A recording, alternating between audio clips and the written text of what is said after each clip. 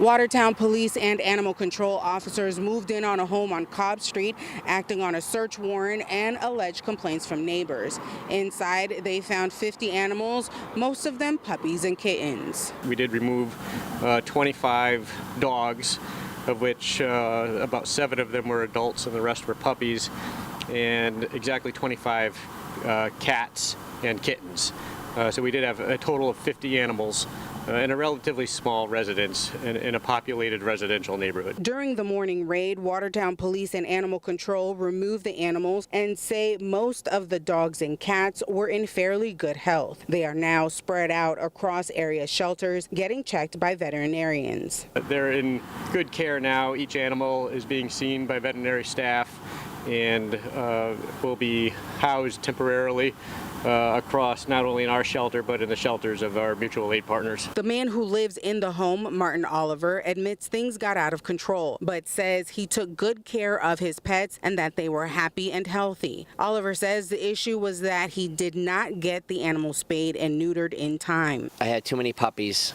I had 3 litters of puppies, had 5 litters of kitties, and I was trying to maintain everything myself, but the neighbors were complaining, they were concerned. Police say this is not the first time they visited the home, but say they had no idea just how many animals were inside. We've worked with this homeowner for several years in dealing with his animals there.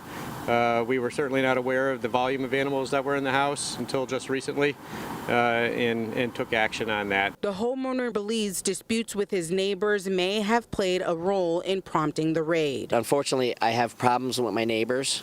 All I can say is be neighborly with your neighbors, because if you don't, your neighbors will come after you and they will film you and they will put cameras on your house.